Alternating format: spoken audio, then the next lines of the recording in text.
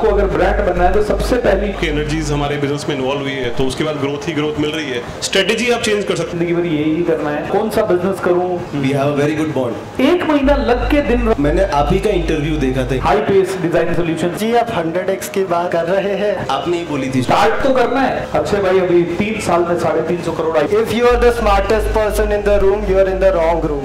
एक इंडिविजुअल आदमी personal brand कैसे बन सकता है? What is the 10-year strategy और 5-year plan? आपके पास एक्सपीरियंस नहीं है, आप वो चीज करोगे तो आप सबसे मेन चीज है जो कंसिस्टेंट। सर रिस्क तो एक जर्नी का पार्ट रहेगा ही। बाहर की कंपनीज आके यहाँ का मार्केट क्यों डोमिनेट करके, और उससे भी कम में हो सकता है। हमने 10 बुक रीड की है। 10 साल लग सकते हैं। कुछ तो करना है, बस कूद लिखना हमेशा 100 ही है, ज्यादा नहीं। बस बुर्ज खलीफा में घर है। But when you bring someone who has this much of mind में काफी बार नेगेटिव थॉट्स आते हैं और निराशा हासिल होती है लाइफ में। ऑफ मेकिंग अ ब्रांड, आप सबके योगदान की वजह से ही, आपके सबके नॉलेज की वजह से 350 करोड़ आई थिंक उन सब में सबसे यंगेस्ट आप लोग ही हैं। अक्षय भाई के साथ 3 साल में 350 करोड़। तो जैसे जैसे काम किया हम लोगों के बीच बॉन्डिंग बढ़ी। जो मेंटर्स रहे हैं, जैसे उसमें से आप भी हैं।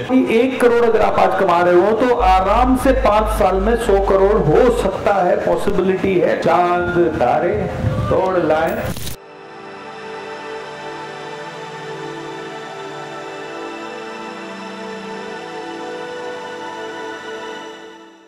हाय नमस्कार दोस्तों, मैं हूं भूपेंद्र सिंह राठौर और आप सभी का स्वागत है मेरे YouTube चैनल कोच बीएसआर पे। और दोस्तों आज मैं आप सभी को मिलवाना चाह रहा हूं मेरे बहुत ही प्यारे दोस्त अक्षय कुमार से एंड उनके साथ 2 young powerful gentleman. One is Jenin and one is Rohan. So Rohan, Jenin and Akshay का हमारे स्टूडियो में बहुत बहुत स्वागत है। Thank you so much. Welcome. Wonderful. Alright, सबसे पहले तो अक्षय भाई के बारे में मैं बात करूंगा क्योंकि मेरे दोस्त भी बन चुके हैं, काफी अच्छे से हमें एक दूसरे को जानते भी हैं।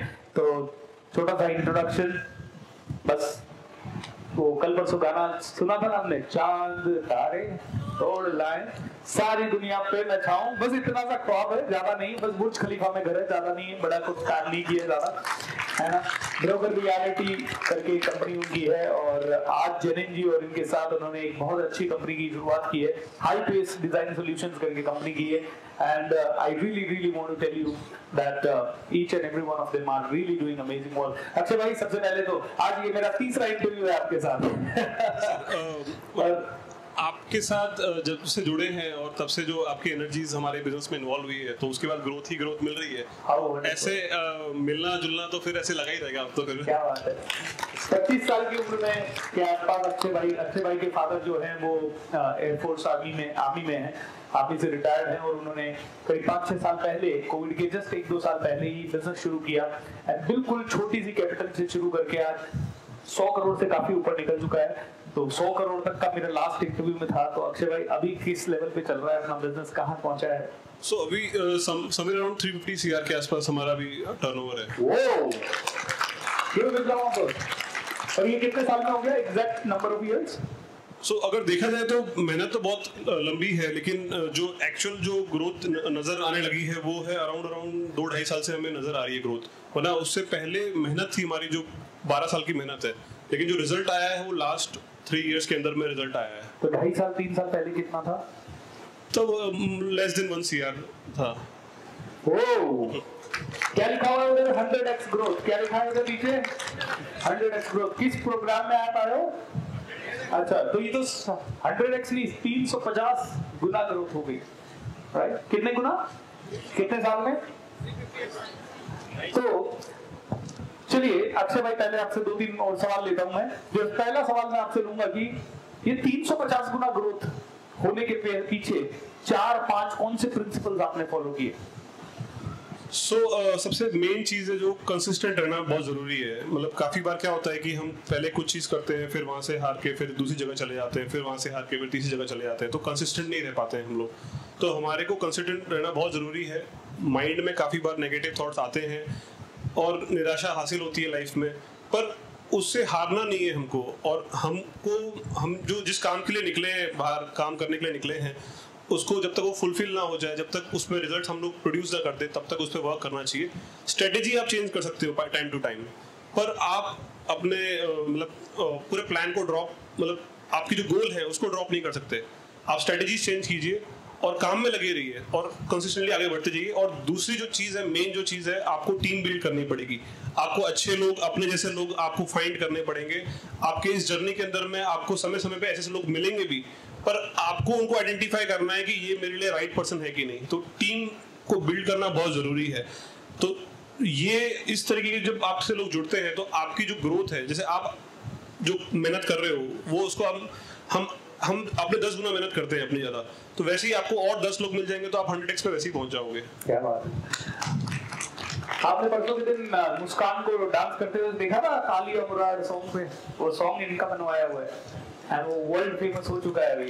कितने मिलियन व्यूज आ चुके हैं उसमें? सो अभी करंटली उस पे 125 मिलियन व्यूज हैं। 125 मिलियन यानी 12 करोड़ व्यूज, 12.5 करोड़ व्यूज से ज्यादा आ चुके। आइए अगले सवाल के लिए जैनिन जी के पास चलते हैं। जैनिन भाई, 26 साल की उम्र में अक्षय भाई को भी पार्टनर बना लिया। 26 साल की उम्र में इतनी अच्छी कंपनी चला रहे हो। How is this entire journey unfolding? कहां से शुरू हुआ, कैसे हुआ और क्या किया? जी बिल्कुल। तो मैं कर रहा था अपना मास्टर्स लाइक रेगुलर स्टूडेंट जो करते हैं। मैं पेरिस फ्रांस में पढ़ाई कर रहा था, मेरी एडवांस डिज़ाइन की पढ़ाई कर रहा था उधर। और वहाँ बड़ी जैसे होंडा जर्मनी ले लो, DS ऑटोमोबाइल्स फ्रांस ले लो, उनके लिए काम कर रहा था मैं already, and it was very impactful work. But उधर काम करते करते रियलाइज हुआ कि मैं अगर यहाँ से इतना नॉलेज लेके इनकी इतनी तरक्की कर सकता हूँ, तो मैं अपने देश में जो गैप है उनको फुलफिल करके अपने लोगों को जो नॉलेज नहीं है वो पास ऑन करके उनकी मदद करके उनको कितना आगे ले जा सकता हूँ। That was the main goal. So मैंने ड्रॉप आउट लिया। 1 ही साल बाकी था मेरे मास्टर्स का कंप्लीट होने में।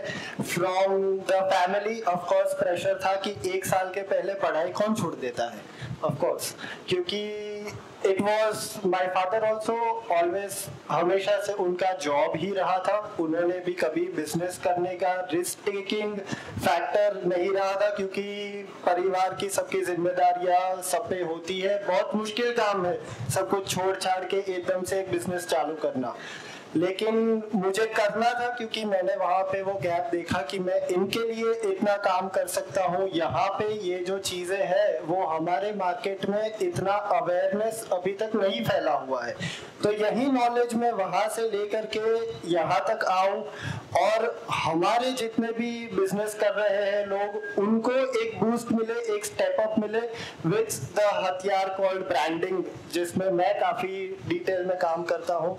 तो वही नॉलेज यहाँ पे अप्लाई करिए तो बिजनेसेस और बिजनेसमैन काफी आगे बढ़ सकते हैं।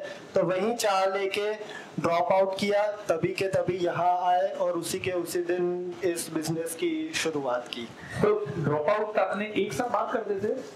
सच में यही सवाल मेरा भी है। 1 साल और फिर जाते ही बिजनेस तो 1 साल बाद भी हो सकता था। वही तो उम्र भी है आपकी। कितने साल पहले आपने बिजनेस शुरू किया? मैंने ये बिजनेस शुरू किया 3 साल पहले। 3 साल पहले? हाँ, मैं 22 साल पहले कर लेते हैं। जी बिल्कुल।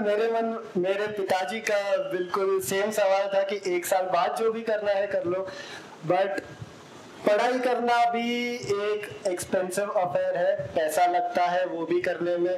तो जब तक दुनिया समझनी शुरू कर ली थी, जब तक बिजनेस कैसे होता है, धंधा कैसे बढ़ाते हैं, पैसा कैसे कमाते हैं, हर एक रुपये की कीमत कैसी होती है, तो तब तक तो पापा स्पेंड करते थे हमारी पढ़ाई पे और हम करते जा रहे थे। जब समझ में आने लगा कि एक रुपया कहाँ से आ रहा है, हमें बनाने में वो 1 रुपया कितना लग रहा है, तब पता चला कि ये 1 और साल का मैं ज्ञान लेने के लिए जो पैसा देने जा रहा हूँ, उतना ही पैसा अगर मैं सेव कर पाऊँ तो क्या ही कर सकता हूँ। और वो पैसा कमाने में भी मेरे पापा को कितना लगा होगा, और मैं जब वो पैसा कमा लूंगा तब सोचूंगा कि मैं अपने लिए पढ़ाई करूँ कि नहीं। How wonderful.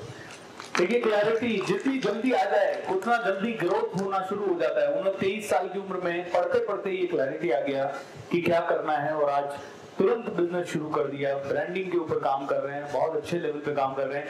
रोहन के साथ एक और वर्ड लगा हुआ है, रोहन राजकुमार।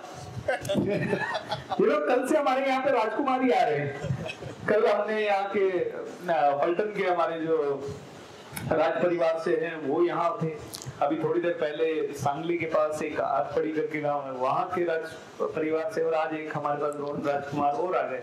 सो रोहन भाई, what do you mean by branding, and ये ब्रांडिंग क्यों जरूरी है हम सबको, और इससे क्या होने वाला है, और इसके ऊपर ही आप क्यों काम कर रहे हैं? सर, सबसे पहले तो मैं मास कम्युनिकेशंस बैकग्राउंड से हूँ। मैंने अपना बैचलर्स मास कम्युनिकेशंस में किया फ्रॉम PDPU अहमदाबाद। ओके। पढ़ाई करते करते मुझे प्रैक्टिकल नॉलेज का काफ़ी ज़्यादा शौक है। सो दैट वाज द रीज़न कि मैं प्रैक्टिकल नॉलेज थ्रू इंटर्नशिप्स या जॉब्स लेने की कोशिश की, बट वो मेरे को इतना ज़्यादा फ्रूटफुल नहीं लगा। Okay. What I thought was कि practical knowledge in terms of building something of your own would make more sense.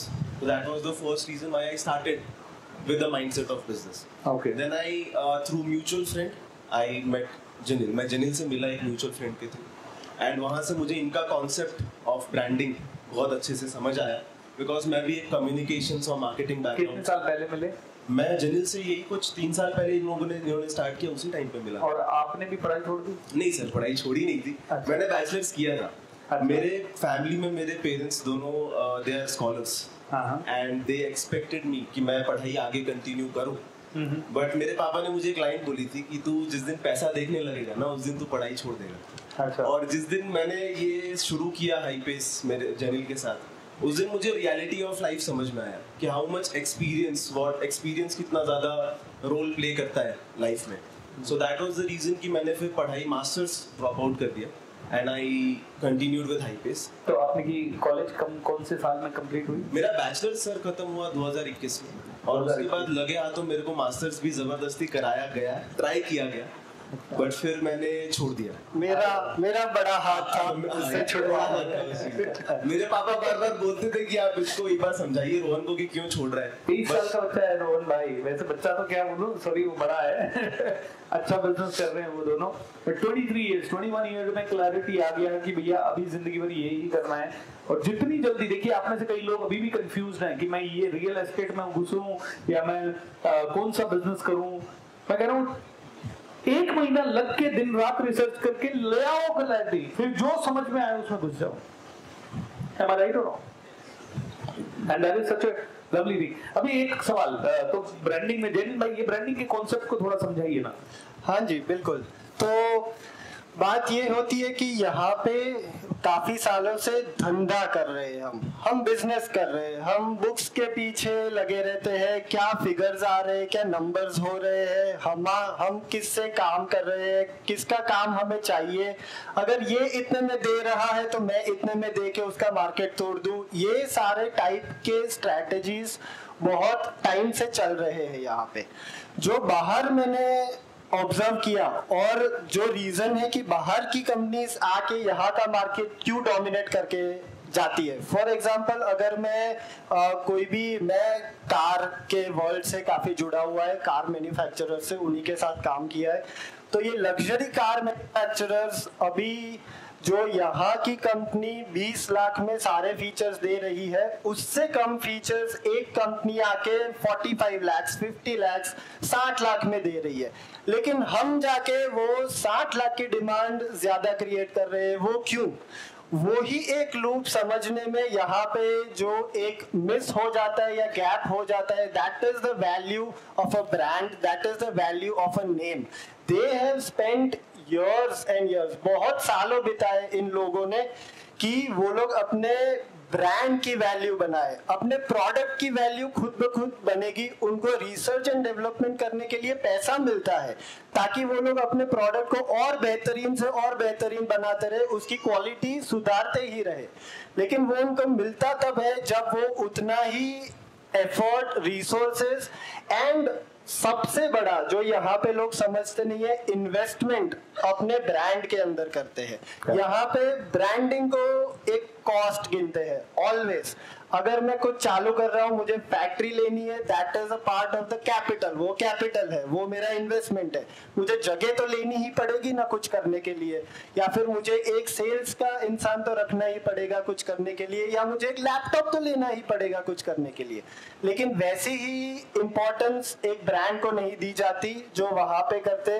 वहां पे पहला शुरू होता है कि हम क्या नाम रखेंगे, वो नाम क्यों होगा, हमारा लोगो क्या होगा, और हमारी एक आइडेंटिटी, दैट इज पहचान। हम पहचान किस चीज से बनाएंगे अपने मार्केट के अंदर। हमारा ये प्रोडक्ट तो है, लेकिन वो किसके लिए जाना जाएगा, उस पे सबसे पहले काम करते हैं। और वो जो एज लेके वो शुरू करते हैं, उनका आगे का प्रोसेस उतना ही ब्यूटीफुल हो जाता है कि जब उनका प्रोडक्ट बाहर निकल के आता है, वो इस एज के साथ आता है कि मार्केट में वो फिर प्राइस के लिए नहीं लड़ रहे होते। वंडरफुल। आज सुबह मैंने क्या बोला था आपको, दुकान खोलने के लिए 20 लाख डाल रहे हो तो उतना ही पैसा पहले ब्रांडिंग के लिए डालो, तो दुकान खोलना, नहीं तो मत खोलना। मैंने आपको कहा था, और एग्जैक्टली दोपहर में यही बात हो रही थी। मैंने कहा 25 लाख अगर तुम धंधे के लिए डाल रहे हो तो 25 लाख ब्रांडिंग मार्केटिंग के लिए डालो, अदरवाइज धंधा मत करो, क्योंकि वो करके 2 साल बैठे रहोगे उसी दुकान में, बंद जाओगे। करेक्ट हो ना अक्षय भाई? ये रियल एस्टेट करते करते ब्रांडिंग में कैसे आ गया? ये कोलैबोरेशन क्यों हुआ, कब हुआ, कैसे हुआ? अभी जैसे हमारा जो टर्नओवर है वो ऑलमोस्ट 300 करोड़ है। अब इसको हम 1000 करोड़ से ऊपर कैसे लेके जा सकते हैं? तो मुझे ऐसे ही अपनी टीम को बिल्ड करना पड़ेगा। जैसे हम लोग टीम बिल्ड कर रहे हैं, वैसे ही अपनी अलग अलग बिजनेस के अंदर में मार्केट शेयर भी, मतलब अलग अलग मार्केट का भी कैप्चर करने की कोशिश कर रहे हैं।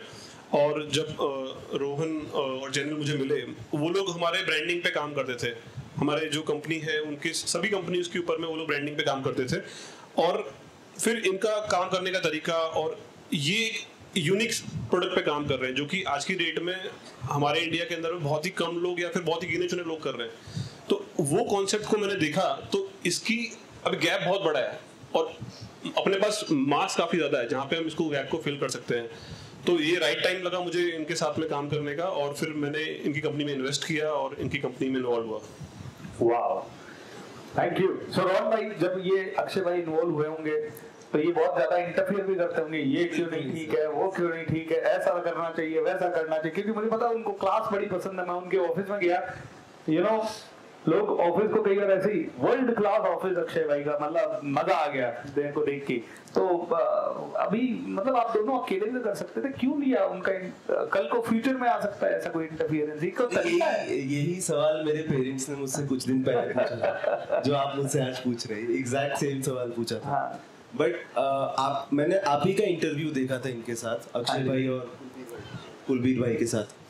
उसमें मैंने ये चीज आपने ही बोली थी शायद कि अगर आप वो चीज अकेले करोगे जी, जब आपके पास, आप नए हो मार्केट में, आपके पास एक्सपीरियंस नहीं है, आप वो चीज करोगे तो आपको वो चीज अचीव करने में शायद से 5 साल 6 साल शायद 10 साल लग सकते हैं।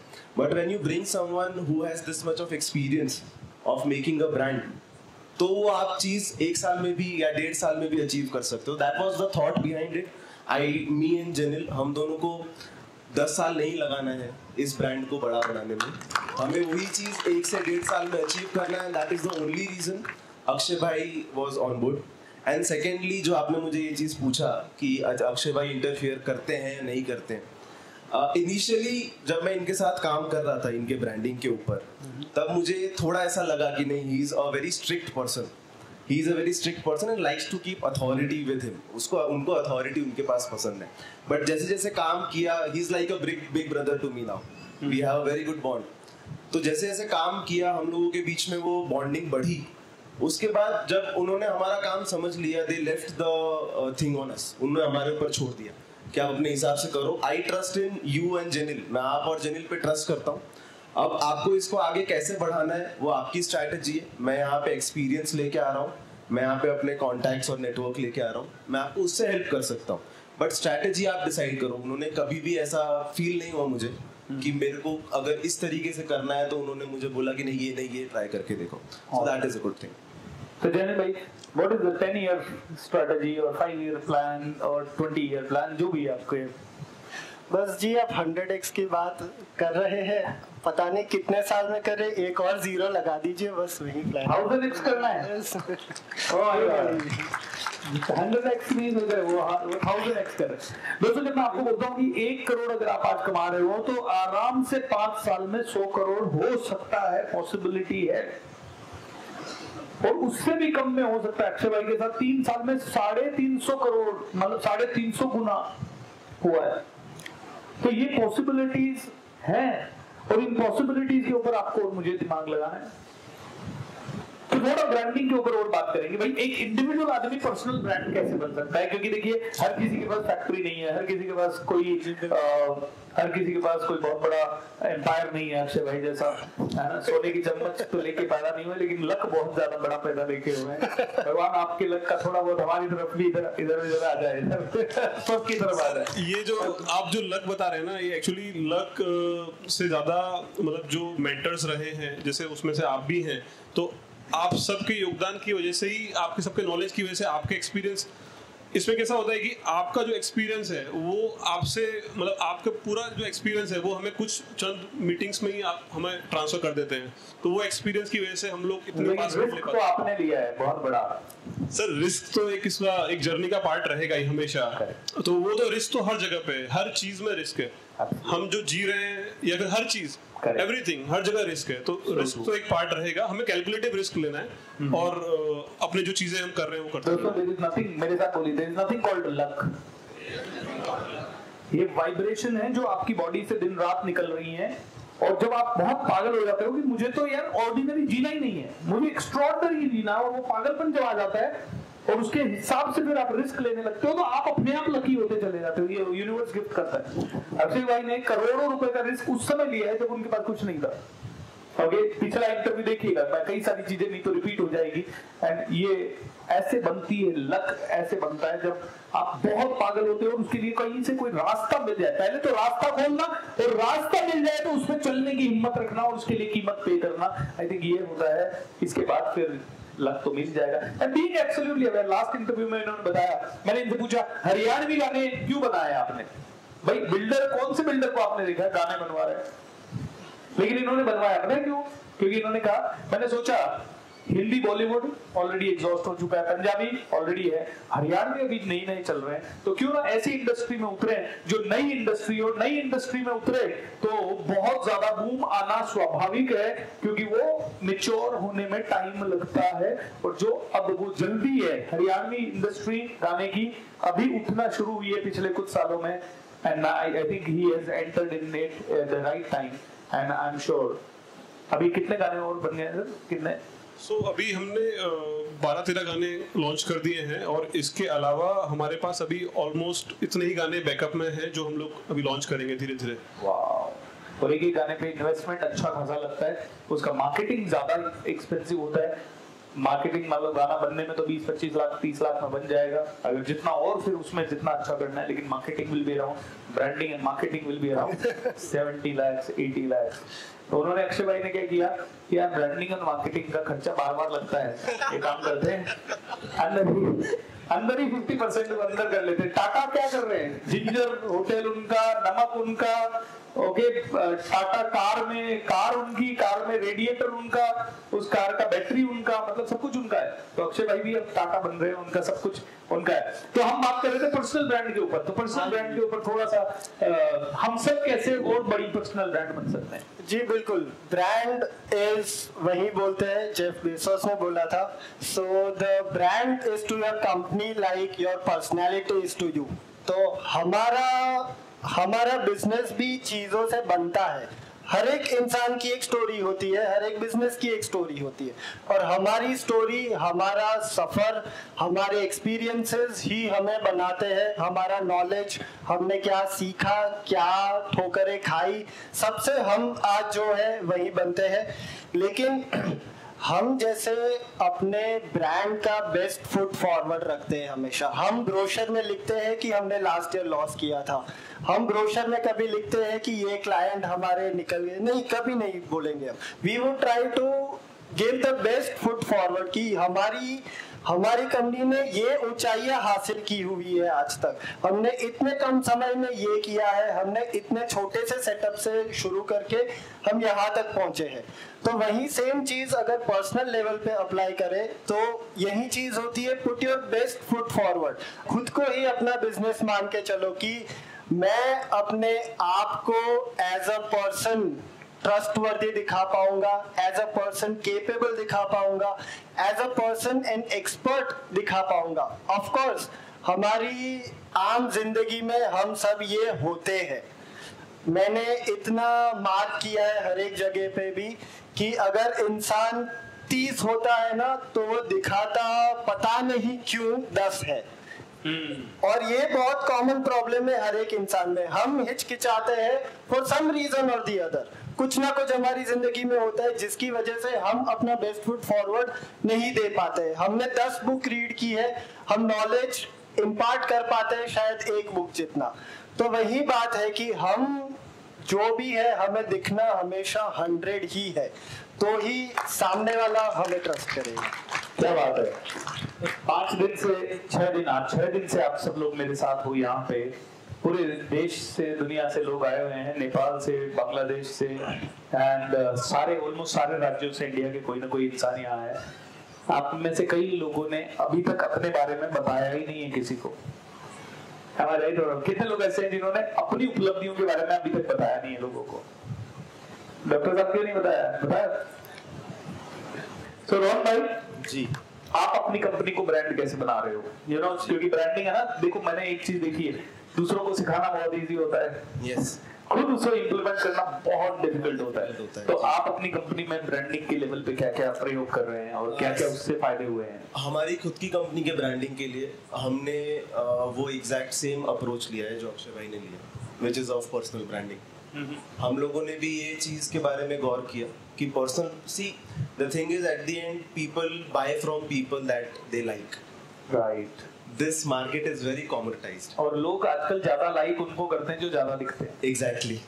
सो this I think answers everything कि people buy from people who they like, simple. तो आप जितना ज्यादा पब्लिक लाइफ में रहेंगे, जितना ज्यादा आप ट्रस्टवर्दी दिखेंगे, जितना ज्यादा आप क्रेडिबल दिखेंगे, उतना ज्यादा लोग आपके बिजनेस के ऊपर भी भरोसा करेंगे, is what I have noticed. So personal branding is the approach for high pace. हम लोगों के लिए, हमारी कंपनी को एक ब्रांड बनाने के लिए, ठीक है, हम पूरी दुनिया का ब्रांडिंग तो करते ही हैं इन terms of visual identity, logo design, XYZ तो हम करते ही हैं, बट हम हमारे ब्रांड के लिए क्या करते हैं? बहुत सी एजेंसीज, मेरे कॉम्पिटिटर्स जो मैं देखता हूँ, वो गलती ये करते हैं कि वो ब्रांडिंग और मार्केटिंग सबकी तो कर रहे हैं, अपनी करनी भूल जाते हैं, अपनी ब्रांडिंग और मार्केटिंग करनी भूल जाते हैं। तो वो एक बहुत इंपॉर्टेंट चीज है, सिर्फ सोशल मीडिया पे प्रेजेंस नहीं बनाना, अपना एक ह्यूमन फेस दिखाना। बिकॉज एक इंसान जब दूसरे इंसान को सामने वाली स्क्रीन पे देखता है, या एक इंसान दूसरे इंसान से बात करता है, तो ज्यादा जल्दी ट्रस्ट बिल्ड होता है। This is simple psychological thing.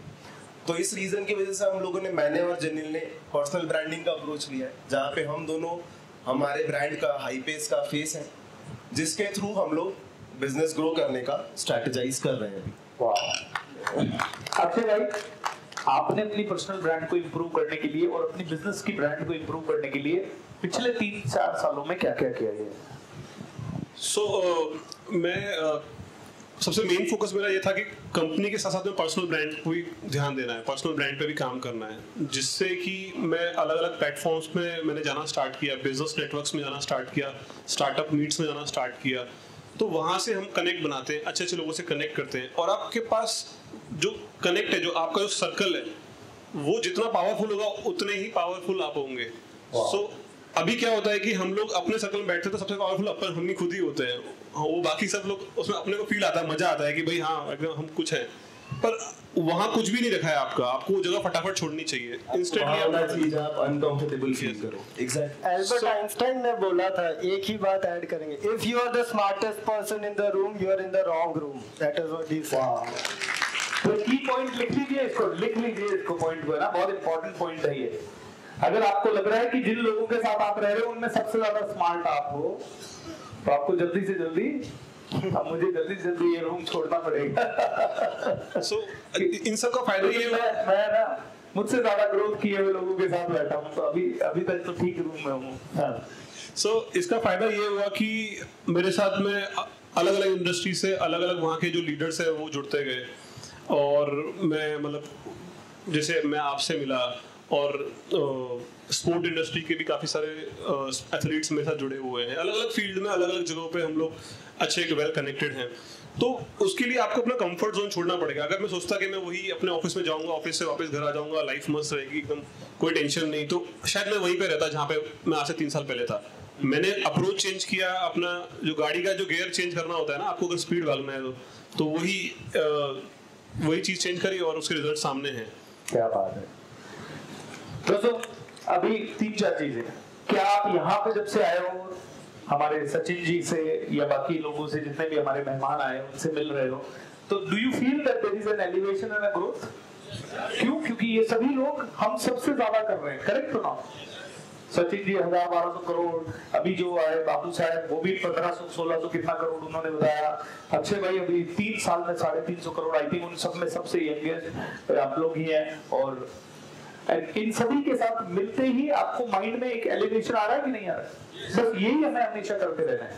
मतलब इसका मतलब ये नहीं है कि घर वालों के साथ रहना ही नहीं है, दोस्तों के साथ रहना ही नहीं है, लेकिन इसका ये मतलब है कि हफ्ते में कम से कम 1 घंटा, 2 घंटा, 4 घंटा और धीरे धीरे जितना ज्यादा समय बिता सको उन लोगों, क्योंकि कल ही हम ये स्टेप देख रहे थे अक्षय भाई, ब्रांड के ऊपर ही चल रहा था आज सुबह, कि आपको अगर ब्रांड बनना है तो सबसे पहली चीज है कि आप उन लोगों के साथ उठो बैठो जो लोग आपसे ज्यादा स्मार्ट, ज्यादा इंटेलिजेंट, ज्यादा टैलेंटेड या ज्यादा फेमस, ज्यादा पावरफुल हो। ये कॉमन सा कॉन्सेप्ट है, हम सब उन्हीं से रिलेट करते हैं क्योंकि हम उनके जैसा बनना चाहते हैं।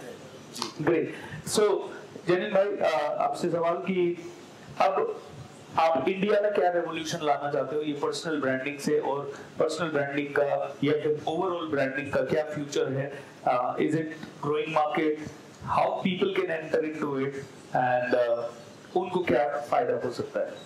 जी डेफिनेटली। एक बात जो इतनी अच्छी नहीं है लेकिन दुनिया में जानी जाती है, इज दैट हमारा देश काफी सारे सेक्टर्स में सेकंड टियर प्रोडक्ट्स लाने के लिए जाना जाता है, बजट लेवल के प्रोडक्ट्स लाने के लिए जाना जाता है। ये बात इसीलिए हमें ये नहीं खलता कि हमारे पास मैन्युफैक्चरिंग कैपेबिलिटी नहीं है, हमारे पास the brightest minds in the world नहीं है, वैसा नहीं है। हम सारा का सारा रिसर्च कर सकते हैं, हमारे पास सारा का सारा सप्लाई चेन, मैन्युफैक्चरिंग सब कुछ करने की क्षमता है।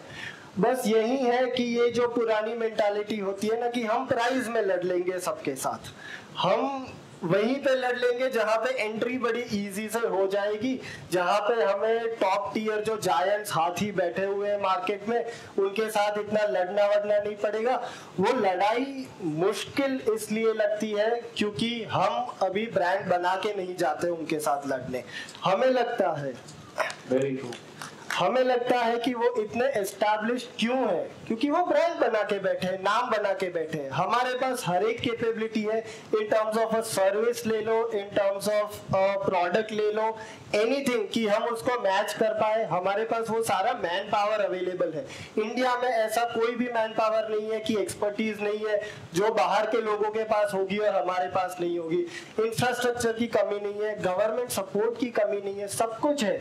बस हम डरते उधर है कि हम ये टाइप का प्रोडक्ट करेंगे तो हम थोड़ा विगल करके वहां के मार्केट में कुछ करके कहीं पे करके घुस जाएंगे बस, और अपना काम चलता रहेगा।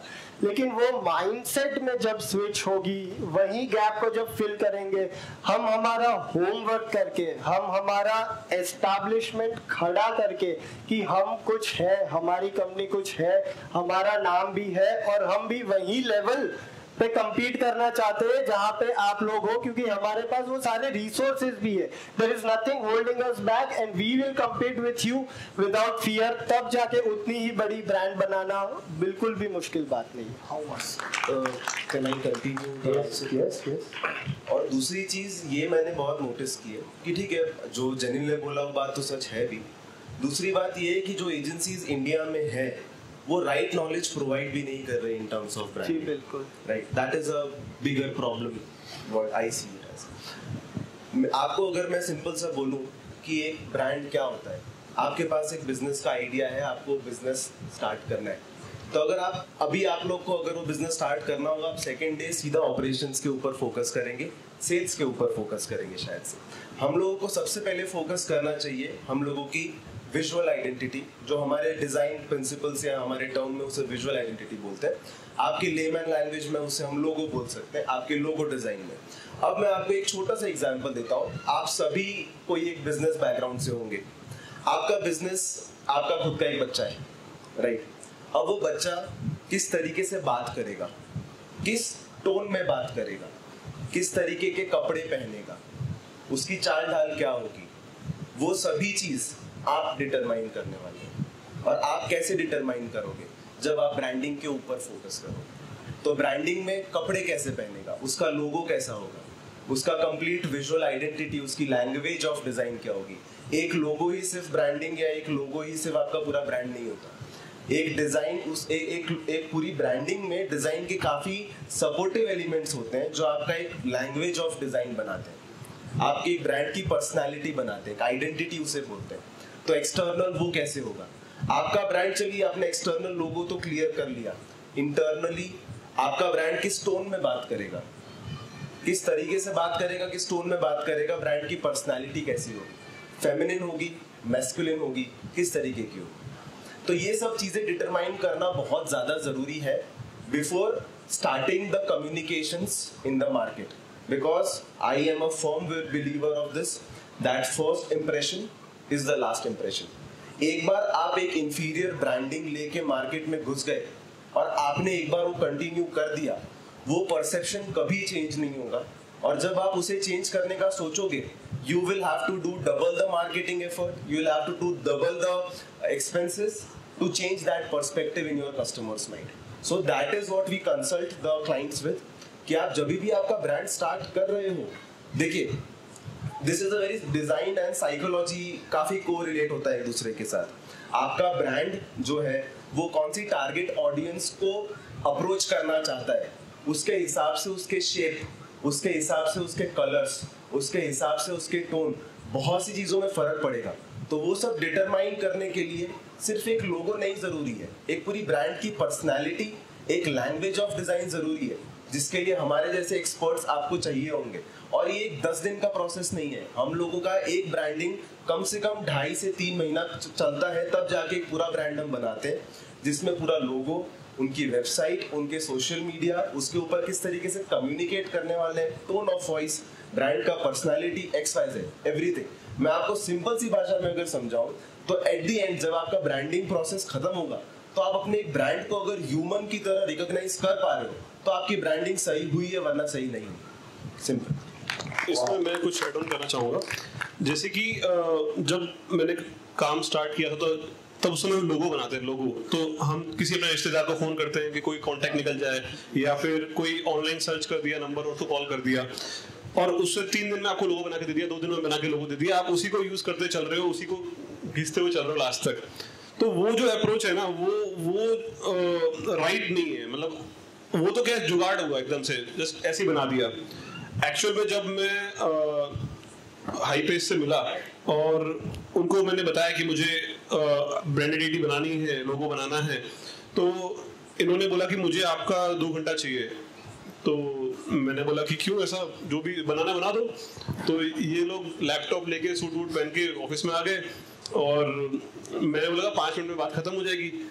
तो इन्होंने पूरा एक बहुत बड़ा फॉर्मेट है इनका, वो पूरा इन्होंने ओपन करके मेरे से बोला कि आपको क्या चाहिए, आपको ये ब्रांडिंग कैसा दिखना चाहिए, आपका मैसेज क्या जाना चाहिए, क्या होना चाहिए, ऐसे बहुत सारे पॉइंट। और फिर उनके मैं आंसर देता गया। तो मुझे भी बहुत सारी चीजें तब पता पड़ी कि भाई मुझे ये चाहिए। मुझे भी पता नहीं था कि ये सब चीजें मुझे चाहिए पहले। और उन आंसर्स के बेसिस पे ये लोग अपनी टीम से काम कराते हैं, खुद काम करते हैं, और कुछ टाइम के बाद ये लोग फिर कुछ ऑप्शंस लेके आते हैं कि ये आपका ब्रांड ऐसा दिखेगा, आप अपने ब्रांड को ऐसा चाहते हो, और फिर उस पर फिर काम करना स्टार्ट किया जाता है। तो ये मतलब सिर्फ लोगो बना दिया, ऐसे ही जुगाड़ कर दिया, वो चीज एक्चुअल में ब्रांडिंग नहीं होती है। Because sir I think you would agree to this कि आप कोई भी इंसान ब्रांड के मतलब आपके टच में आने से पहले आपके लोगो और आपकी ब्रांडिंग से आपको काफी जज कर लेता है ऑलरेडी आपके टच में आने से पहले अगर वो आपका लोगो देखेगा, आपका वेबसाइट, आपका सोशल मीडिया XYZ देखेगा, वो आपको काफी जज कर चुका होगा, वो काफी परसेप्शंस बना चुका होगा ऑलरेडी आपके बारे में। तो वो परसेप्शन सही बने, इसके लिए हम जरूरी है। How wonderful. अच्छा भाई, अभी कितने ब्रांड्स हो गए अपने, कितने काम हो गए अपने? सो हम मल्टीपल बिजनेस में हैं, जैसे हमारा रियल एस्टेट का बिजनेस है, देन हमारा रेस्टोरेंट्स है हमारे, इसके अलावा हम लोगों ने एक NBFC कंपनी टेक ओवर करी है, नॉन बैंकिंग फाइनेंस। तो NBFC कंपनी है हमारी। देन अब हम डिजाइन में भी आ चुके हैं, हाँ, सॉन्ग प्रोडक्शन, अभी हमने एक मूवी को भी फाइनेंस किया है। तो मल्टीपल बिजनेस में है अभी। क्या बात है। ये मल्टीपल बिजनेस मैंने पहले दिन, जब हम 6 दिन का ये प्रोग्राम में पहले दिन कौन सा टॉपिक चला था? Collaboration, right? ये सारे बिजनेसेस कोलैबोरेशन में अक्षय भाई, करेक्ट? तो आप इतना कोलैबोरेशन को महत्व क्यों देते हो? क्योंकि 90% लोग तो कहते हैं यार पार्टनरशिप चलती नहीं है, टूट जाती है और टिकती नहीं है, थोड़े दिन आदमी आएगा, ये दोनों में कॉन्टेक्ट बनाएंगे, सबसे कॉन्टेक्ट बनाएंगे, फिर कहेंगे अक्षय भाई आप कौन? ऐसा हो जाए तो इन लोगों को लगेगा कि यार अक्षय भाई ने ब्रांडिंग वगैरह हमसे करवा ली, उसके बाद हम दोनों को, तो फिर कैसे चलेगा?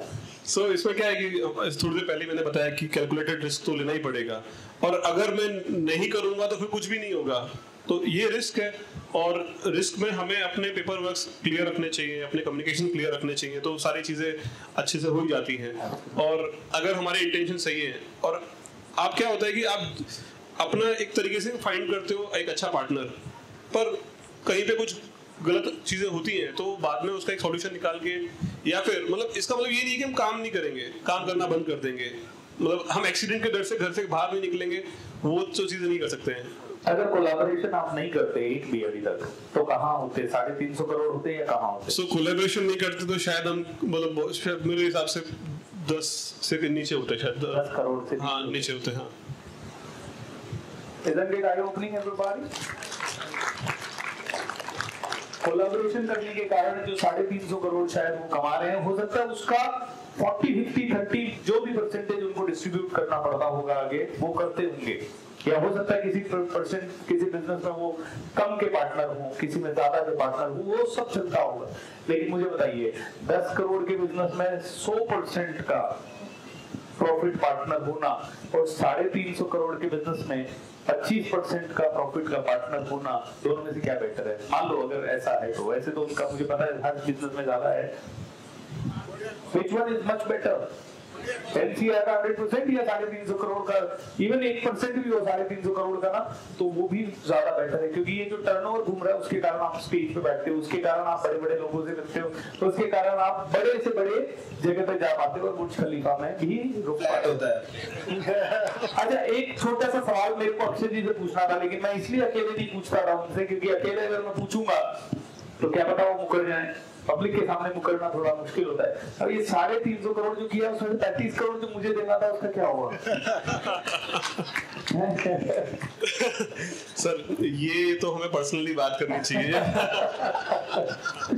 ऐसे हाँ कर दो सबके सामने, ऐसे बोल दो BSR आपको। सर आपका ही है, और मैंने काफी बार बता दिया ऑलरेडी कि आपके गाइडेंस और आपकी मदद से थैंक यू सो मच, इतनी चीजें अचीव करी है, तो really appreciate.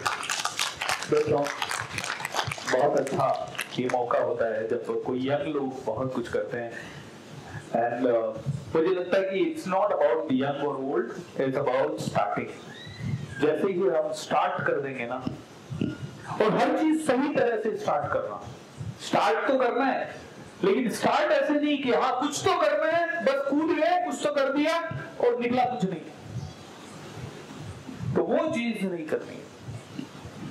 So, Janin bhai, what would you like to share? Any success mantra which you are following, जो कि आप शेयर करना चाहेंगे सभी के साथ? जैसे अक्षय भाई ने कहा कि कंसिस्टेंसी होती है, वैसे ही परसिस्टेंसी होती है। You persist behind something.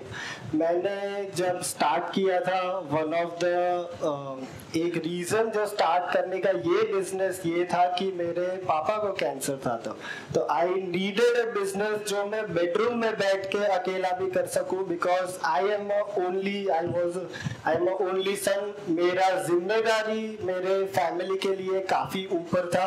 तो उसके साथ साथ मैं अपने बेडरूम में से कुछ कर सकूं वैसा ही करने की चाह थी।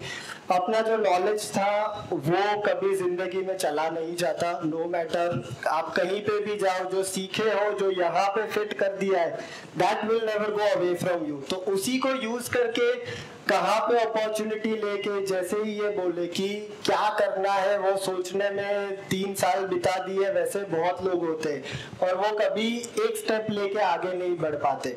तो बस यही एक लिमिटेशन था कि इसी से करना है, भले बेडरूम से करना पड़े, अकेले करना पड़े, करते रहो, but you don't give up on it. Starting में क्या एक क्लाइंट था, मैं अकेला था अपने बेडरूम में, एक क्लाइंट से चालू किया, 1 के 2 क्लाइंट हुए। इट इज नॉट मल्टीप्लिकेशन, एकदम से नहीं होता, लेकिन अगेन उनकी कोलैबोरेशन वाली जो बात होती है, कोलैबोरेशन से मल्टीप्लिकेशन होता है। हम अपने आप में ऐड ही कर पाते हैं, हम अपने आप को मल्टीप्लाई वैसे नहीं कर पाते जैसे 2 लोग कर पाते। मैं 3 का 5 होऊंगा, 5 का 7 होऊंगा, 8 होऊंगा, मैं 10 तक पहुंचूंगा, लेकिन मुझे कोई और एक 10 मिलेगा और मैं 100 पहुंच पाऊंगा। तो वाओ, आपके ऐड भी करना है, आपकी सक्सेस स्टोरी क्या क्या रही है हाई स्पेस की अभी तक की, वो भी आपको मुझे बतानी है, फिर आपका एक सक्सेस मंत्र भी बताना है। इतनी सारी चीजें एक साथ, हाँ 3 चीजें एक साथ। 3 ओके। सबसे पहले तो सबसे पहला क्वेश्चन ही जो ये बोल रहे थे उसी में कुछ ऐड कर दीजिए। नहीं, मैं ये बोल रहा था कि हाँ ये बात बिल्कुल सही, the more people you know the more you get to know yourself is what I think. ठीक है, मेरा जो भी छोटा करियर अभी मैंने, मतलब आप लोगों के सामने तो मैं काफ़ी यंग हूँ इन टर्म्स ऑफ एंटरप्रेन्योरशिप, बट जो भी मैंने सीखा है वो एक ये चीज़ है कि आप जितना ज़्यादा हो सके उतने लोगों से मिलिए। That this has been a boon for me. मैं एक म्यूचुअल फ्रेंड के थ्रू इनसे मिला and I am thankful to that mutual friend, और आज इनके थ्रू मैं आपसे मिला और आपके थ्रू मैं इन सबसे मिला। So knowing, get to know as much as people as you can, that is one thing that I would say being into this career. Success मंत्र भी सर मेरा जेनिल से काफ़ी अलग नहीं है। मेरा सिंपल सा ये मोटिव है कि अगर मेरे को कोई चीज़, फॉर एन एग्जाम्पल, मैं एक अच्छी फैमिली, एक अच्छा घर, एक अच्छा करियर बाय 35-40 बना सकता हूँ, तो उसमें क्या अलग किया मैंने, तो मैं क्यों वो उसे 25 में या 24 में ही ना करूँ। That is basically what I think. See what if everyone can do it in 35, अगर आप मतलब हर कोई उसे 35-40 में अचीव कर रहा है तो उसमें नया क्या है, उसे आप 25, 24, 23 तक अचीव करने की देखिए। That is what my opinion is. Turn your decades into days and party. Yes, और that is- तीसरा सवाल था जी, बीच वाला। हाई पेस का सक्सेस स्टोरी। हाई पेस का सक्सेस स्टोरी सर कैसा रहा कि इनिशियली काफी कम क्लाइंट्स थे, तो पहली बात तो मैं एक बहुत इंपॉर्टेंट हम लोगों का यूएसपी है, मैं आपको बताना चाहूँगा। हमने आज तक घर से 1 रुपया नहीं डाला है, आज तक 1 भी रुपया हम लोगों ने हमारे घर से नहीं डाला है। जो भी आया है या तो अक्षय भाई से या तो क्लाइंट से आया है, तो मतलब बिजनेस करके ही बिजनेस में डाला है बेसिकली। तो हम लोगों का गुजराती है तीनों हैं, गुजराती लोग पहले पैसा कमाना जानते हैं। खून से ये लोग हाँ रहीम से। तो जब ये मेरे से मिले थे ना, तो उस टाइम तक इन लोगों ने जो भी चीज की है ना, जो कमाया है उससे ही इन्वेस्ट किया, वही चीज को मैनेज किया, घर से या फिर खुद का 1 पैसा डाला नहीं था उस टाइम तक। इनिशियल आपने कितना डाला, आपने कितनी कृपा कर दी? सर वो अभी सीक्रेट है, अभी डिस्क्लोज नहीं कर सकते उसको। अक्षय भाई ना बड़े बड़े लोगों के साथ मिलके डिप्लोमेटिक आंसर करने लगे। देखिए दोस्तों, यही समझदारी होती है, क्योंकि ऑब्वियसली बिजनेस सीक्रेट है, ट्रेड सीक्रेट है, that is not supposed to be disclosed in this interview.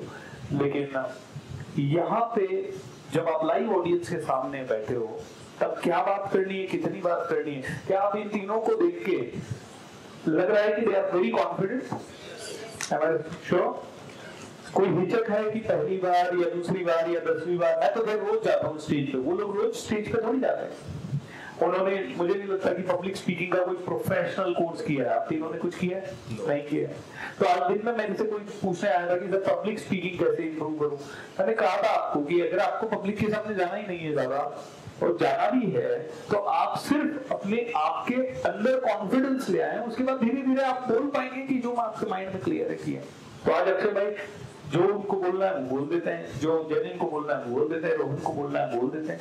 I think बड़ी openly and they are finding it enjoyable है। अरे और दे दो माइक, मैं भी ऐड कर देता हूँ, मैं भी ऐड कर देता हूँ। मैं ही सिर्फ बोल रहा हूँ वो चीज सिर्फ मैं ही बोल रहा हूँ। नहीं बट अक्षय भाई ने भी बोला पीछे, तो that is how it is. मतलब इसमें क्या होता है कि जैसे हमारी जो नॉलेज होती है, जो हमारा काम करने का तरीका होता है, अगर हम अपने चीज़ों को लेकर क्लियर है ना तो बातें अपने आप ही हो जाती हैं। ऐसा नहीं है कि आपको पब्लिक स्पीकिंग, हाँ वो आपको एक एड ऑन कर देता है आपकी चीज़ों को और पॉलिश कर देता है आपको, पर अगर आप अपने अंदर से अपने प्रोडक्ट को लेकर कॉन्फिडेंट हैं देन आप अच्छे से बात कर सकते हैं। So beautiful, so beautiful. Yes, high space का high pace का यूजुअली होता है ऐसा प्रॉब्लम, लेकिन ये नाम भी बड़ा अच्छा है, हाई पेस। हाई पेस, तो aces of hype. There are two meanings. We say that we are aces of hype, that we create hype for the businesses that we work with, and we do it on a high pace. Wow. तो हाँ, तो initially जब हमने high pace मैंने start किया तो मैंने so basically हम लोगों का अहमदाबाद से स्टार्टअप है। तो अहमदाबाद में मैंने पर्सनली हर एक बिल्डिंग में, कॉर्पोरेट बिल्डिंग में खुद से ब्रोशर्स बांटे हैं। जब मेरा कॉलेज का 3rd ईयर चल रहा था शायद से, और मैं वो स्किप करके मैं ये चीज़ करता था। शायद बिलीफ था मुझे खुद में और जेनिल में और हमारे काम में। तो इनिशियली वैसे हुआ, फिर उसके बाद थ्रू अगेन पीपल हम लोग एक ऐसे कंपनी से मिले जिन्होंने हमें एक नेटवर्किंग ऑर्गेनाइजेशन में इंट्रोड्यूस करवाया, जिसके थ्रू हम लोगों को काफ़ी अच्छा बिजनेस फॉर द बेस मिल गया। And then from there we got associated with Akshay bhai, and that is the story.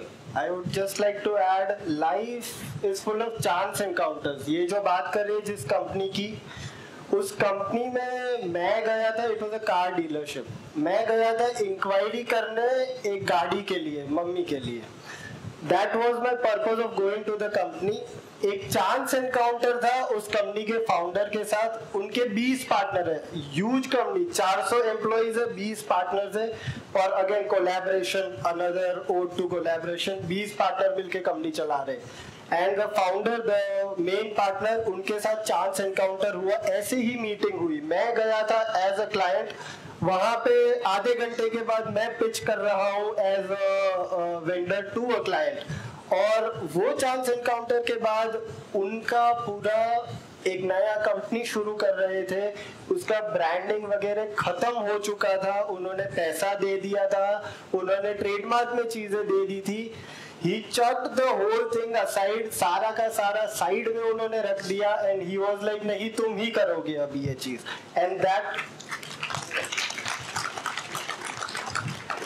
And that, my friends, was only a person to a person connection. मेरा एक personal connection बना था उनके साथ तभी, and that was entirely up to chance. तो जितने लोगों के साथ मिलोगे, ये सारी meetings, ये सारे encounters ऐसे ही होते हैं। You need to be confident enough. वही जो elevator pitch का concept होता है, elevator में भी तुम्हें कोई भी मिल सकता है, investor मिल सकता है। You should be ready in yourself. Personal branding भी उधर ही आ गई। You should be ready with yourself all the time as well, कि कोई भी मुझे 5 सेकेंड भी दे दे तो वो 5 सेकेंड में भी मैं अपने आप को प्रूव करने की क्षमता रखता हूँ। अक्षय भाई, any closing remark which you want to share, any wisdom, word of wisdom जो कि आप हम लोगों से शेयर करना चाहेंगे? So, 2-3 मेन पॉइंट जो मैं हमेशा हर बार बोलता हूँ कि सबसे मेन चीज़ कंसिस्टेंसी बहुत ज़रूरी है। उस पर हमेशा लगे रहना है, मेहनत करनी है, और अपने ड्रीम्स को फुलफिल करने के लिए कभी भी एक्स्ट्रा माइल जाने के लिए भी सोचना नहीं है, हमें अपना पूरा एफर्ट्स देना है। इसके अलावा कोलैबोरेशंस करते जाओ, अच्छे अच्छे लोगों से मिलते जाओ, और आगे जितना आप लोगों से मिलोगे आप देखना, आप जितना लोगों से मिलना स्टार्ट करोगे ना, आपको अपने बिजनेस में चेंज आना स्टार्ट हो जाएगा।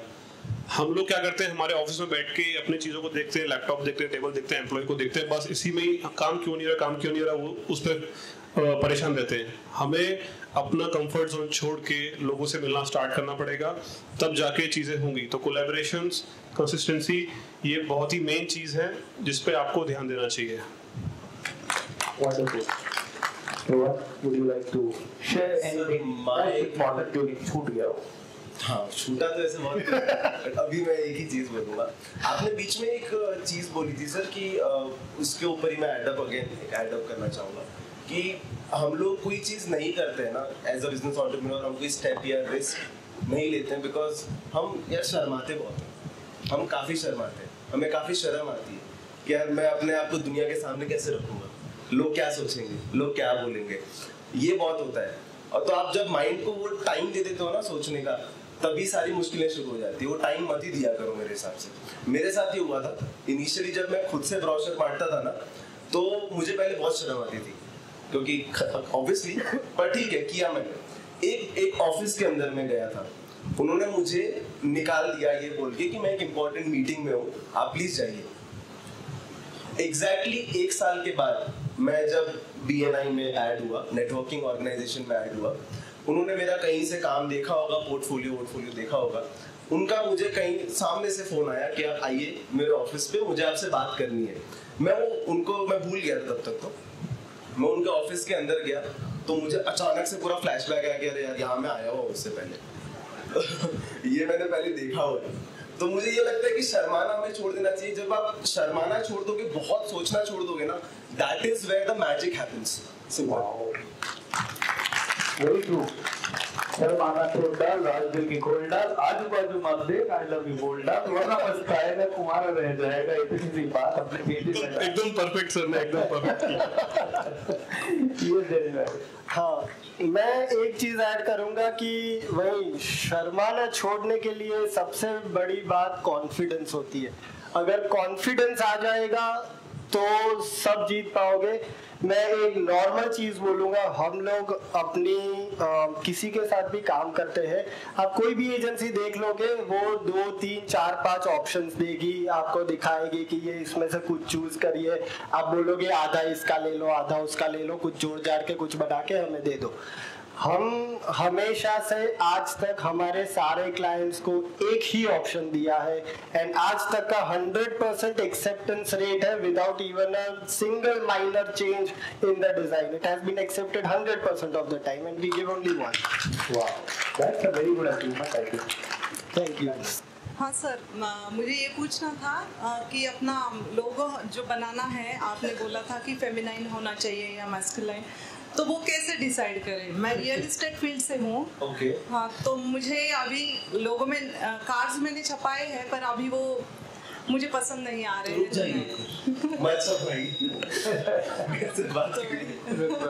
कितना एक्साइटमेंट है ना लोगों में, बच्चों जैसा एक्साइटमेंट है। I'll answer this question. So the thing is कि मैस्कुलिन होना चाहिए आपका ब्रांड या फेमिनिन होना चाहिए, उसका वो डिपेंड करता है 2 चीजों के ऊपर। एक आपका कॉम्पिटिटर ट्रेंड और एक आपका टारगेट ऑडियंस, और तीसरी चीज जो सबसे इंपॉर्टेंट है, third thing is your vision for the brand. So ये 3 चीजों का परफेक्ट बैलेंस लेके जब आप एक आइडेंटिटी बनाएंगे जो आपके भी विजन मिशन के हिसाब से सही है, कॉम्पिटिटर्स के हिसाब से अप टू द मार्क है, और at the same time target audience उसे देख के वही परसीव कर रही है जो आप उनसे परसीव करवाना चाहते हैं, is what my answer is. Thank you. हाँ जी। Hats off to you all. Thank you so much. मैं एक पूछना चाहता हूँ, जैसे अभी आपने इनके क्वेश्चन का जवाब दिया कि क्लाइंट्स की मत सुनो। मैं एज ए क्लाइंट्स काम करता हूँ, तो वहाँ पर क्या हो रहा है ना सर, जब मेरी सिटी में सोशल मीडिया में मैंने एक्सपेंस कर रहे हैं, वेबसाइट बनाने दी है, पर उसको मैंने 4 टाइम 5 टाइम मैंने कॉन्सेप्ट बताया कि ऐसा बनाना है, वो कॉन्सेप्ट ही नहीं समझ पा रहा है। आप क्लाइंट हैं? या ओके प्लीज कंटिन्यू। कॉन्सेप्ट ही नहीं समझ पा रहा। जो डाटा आप फिलअप करके एक बार फाइनल कॉन्सेप्ट बता देते हो, वो एकदम सुपर कॉन्सेप्ट है। वो कुछ जो मैं क्लाइंट की बात दिल में उतरनी चाहिए, उसके तब क्रिएटिव आइडिया बना के वो दे सकता है क्या है नहीं है। तो वो चीज मेरे फील्ड में कमी हो रही है। क्लियर नहीं हुआ, एक लाइन में क्वेश्चन बताइए। मैं क्लाइंट हूँ और मैं जो चाह रहा हूँ, जैसे आपकी कंपनी से मैं फीडबैक को चाह रहा हूँ, समझ नहीं पा रहे हैं ऐसा?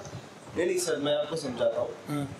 क्लाइंट और एजेंसी जो सर्विस प्रोवाइडर है, उन दोनों का रिलेशन एक मैरिज की तरह होता है। Simple.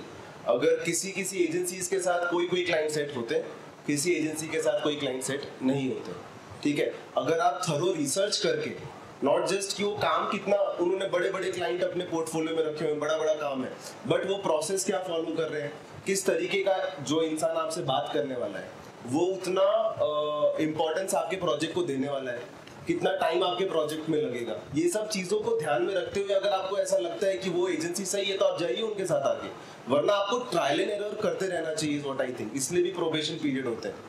Wow, this was such an insightful interview. Am I right or wrong? Did you enjoy the interview? So give a huge round of applause to all these three gentlemen. Right? बहुत मजा आया।